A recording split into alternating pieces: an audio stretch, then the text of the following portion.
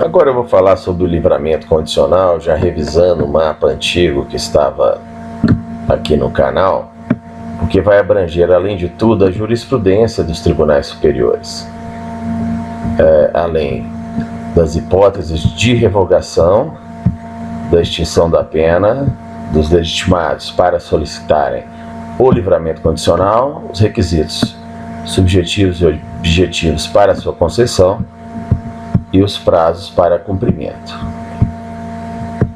Então, vou começar aqui pelos prazos de cumprimento.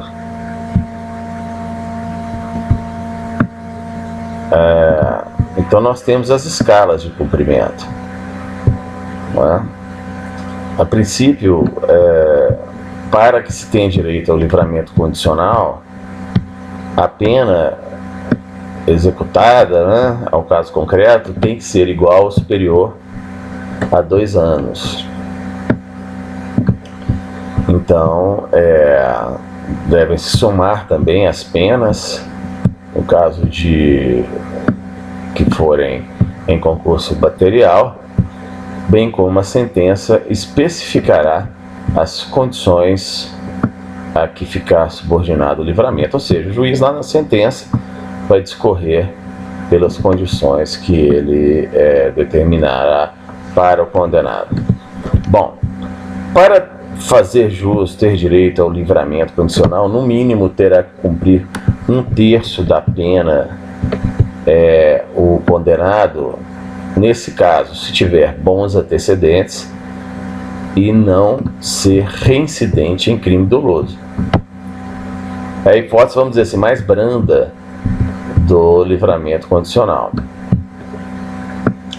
Na hipótese de que o condenado tenha maus antecedentes e não seja reincidente em crime doloso, aí só um crime, não é? Doloso, demonstrado, o juiz definirá. Então, terá que cumprir entre 1/3 a metade da pena. Porém, se o condenado for reincidente em crime doloso e tiver maus antecedentes, o réu já cumpriu metade da pena para ter direito, ou terá que cumprir metade da pena para ter direito ao livramento condicional, desde que ele seja reincidente em crime doloso. Então tem que cumprir mais da metade da pena, ou seja, metade, né?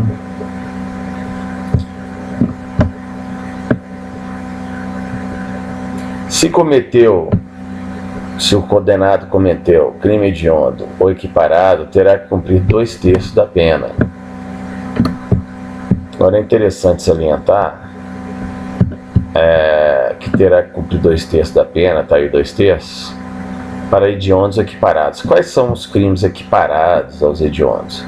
É a tortura, o tráfico de drogas e o terrorismo. São os 3 T's equiparados ao hediondo. E é sempre bom lembrar quais são os crimes hediondos previstos em lei. É o homicídio, quando praticado em atividade típica de grupo de extermínio, ainda que cometido por um só agente, ressaltando que, para ser considerado grupo de extermínio,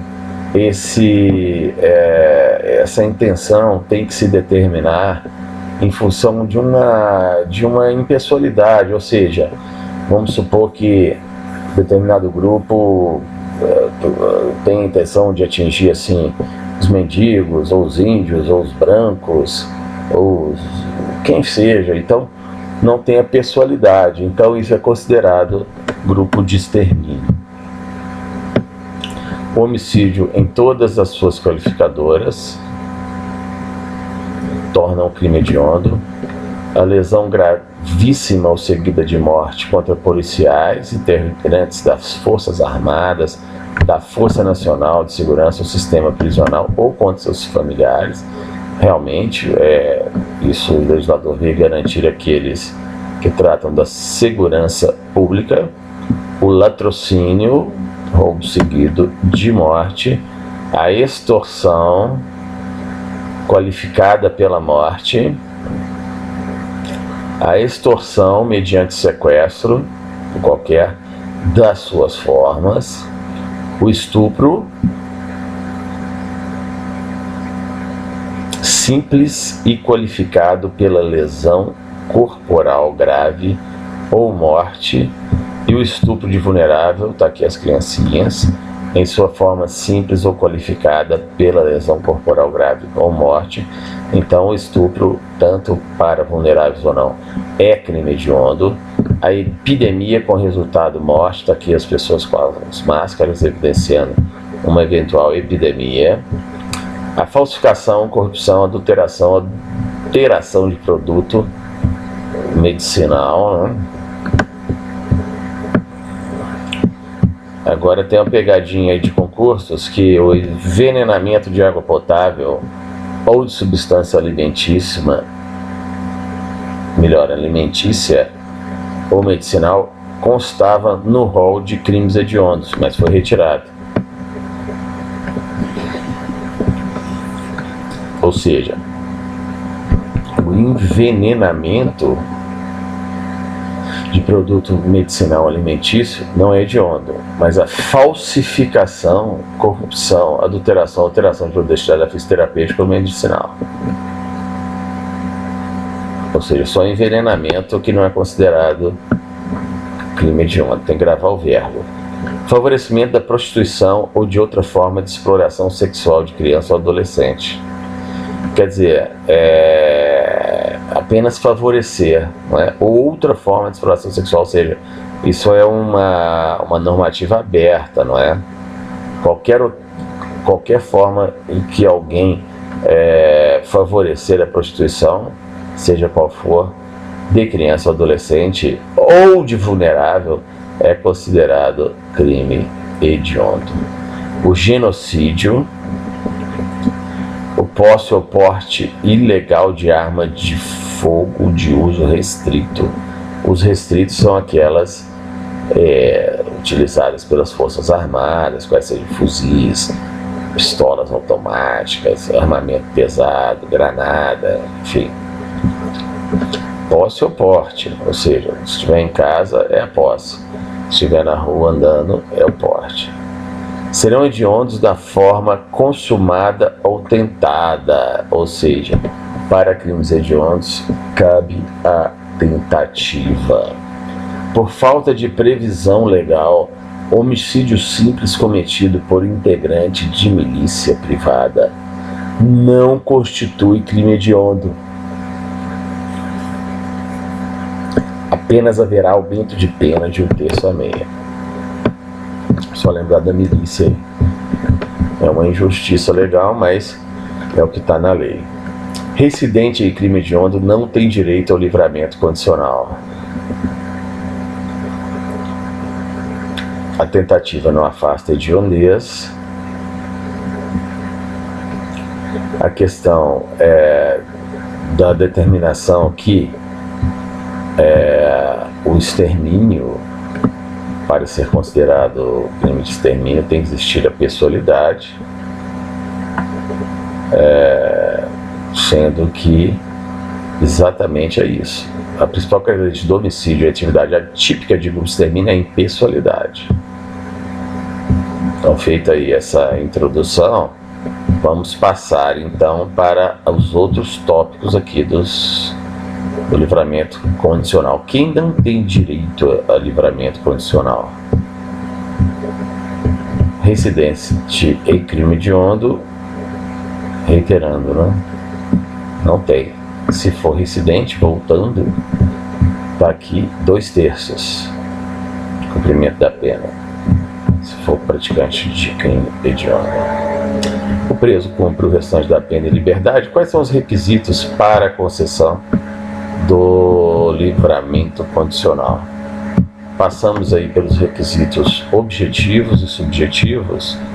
Os objetivos: a qualidade da pena deve ser privativa de liberdade, quais sejam reclusão, detenção ou prisão simples. A quantidade da pena seja igual ou superior a 2 anos. Seja feita a reparação do dano e cumprir as condições da pena. Requisitos subjetivos: comportamento satisfatório durante a execução, sendo que comportamento satisfatório pode ser comprovado como atestado do diretor do presídio, um laudo criminológico e até psicológico.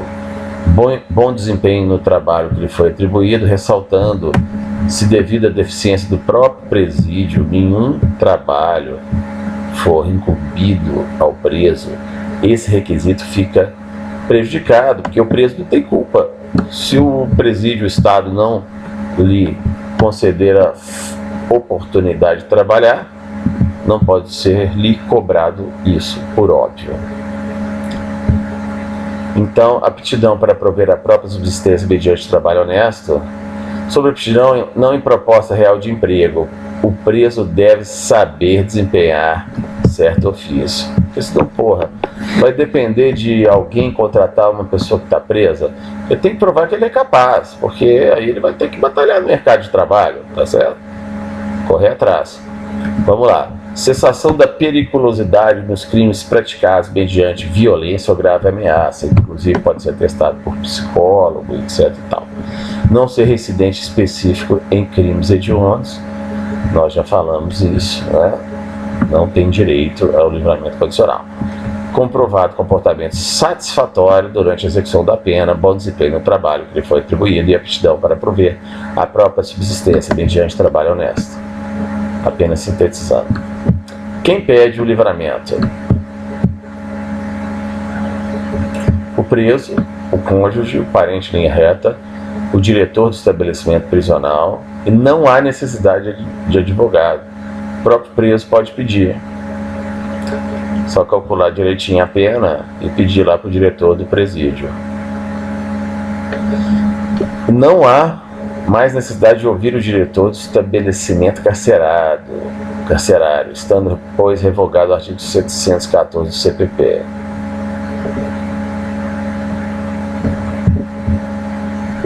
Quer dizer, vai pedir para o juiz da execução penal. Extinção da pena. Se até o término o livramento não é revogado, considera-se extinta a pena privativa de liberdade. E o juiz não poderá declarar extinta a pena enquanto não passar em julgada a sentença em processo a que responde o liberado por crime cometido na vigência do livramento. Então tem que aguardar, se por acaso o condenado ele for envolvido em outro crime, o trânsito em julgado.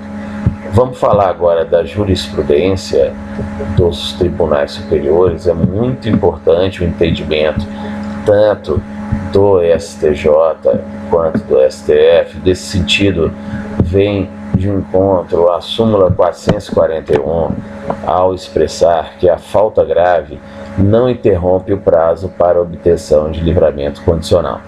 Então isso tem que saber. Então, a falta grave não interrompe. Já a falta grave interrompe a contagem do prazo para a progressão do regime, o qual se reinicia a partir do cometimento dessa infração, ou seja, suspende, mas não perde o que já cumpriu anteriormente. Então aí, para contagem de prazo para o livramento, a falta grave não interrompe, para a progressão interrompe. A pena unificada para atender ao limite de 30 anos de cumprimento, determinado pelo artigo 75 do Código Penal, não é considerada para a concessão de outros benefícios, como o livramento condicional, regime mais favorável de execução. Ou seja, considera lá os 100 ou 200 anos, assim, exagerando, né? Que tiver acima de 30 anos de pena atribuída ao preso. A súmula 716 do STF reza que admite-se a progressão de regime de cumprimento da pena ou aplicação imediata de regime menos severo nela determinada, antes do trânsito em julgado de sentença condenatória. Ou seja, pode-se mudar o regime enquanto não transitou em julgado, mesmo já tendo sido prolatada a sentença. A súmula 719 do STF versa também que a imposição do regime de cumprimento mais severo do que a pena aplicada permitir exige motivação idônea. Claro, a decisão judicial tem que ser sempre fundamentada, resguardando aí o direito da legítima defesa e do contraditório dentro do devido processo legal constitucional. Quais são as hipóteses aqui para arrematar de revogação do livramento condicional? Se ele for condenado a uma pena de PPL em sentença irrecorrível. Então, se essa condenação for por crime cometido durante a vigência do benefício, então fica revogado automaticamente. Se for por conta de crime ocorrido antes da condenação,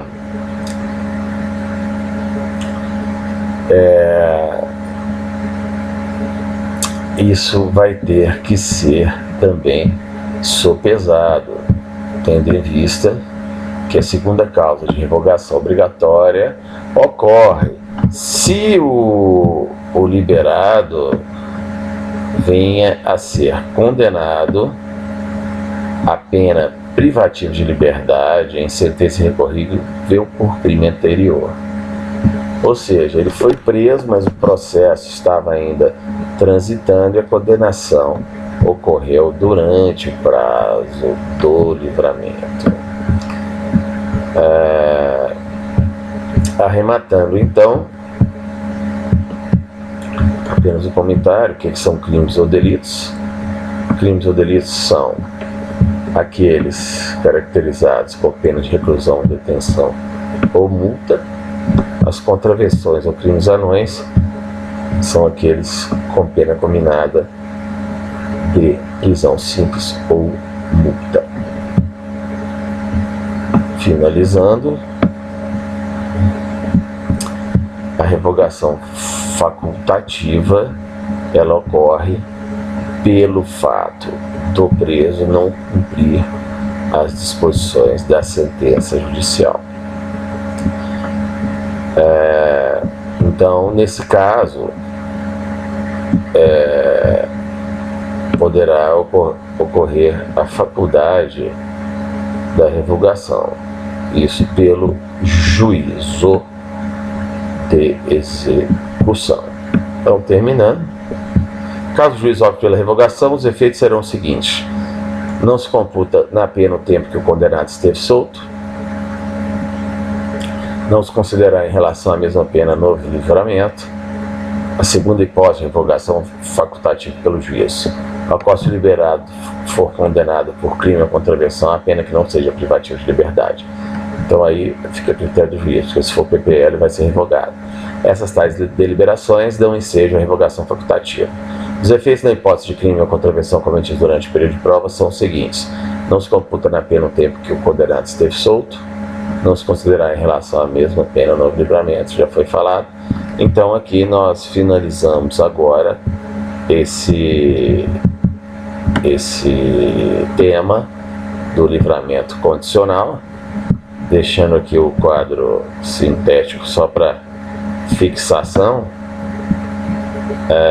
e desejando a todos aí ótimos estudos.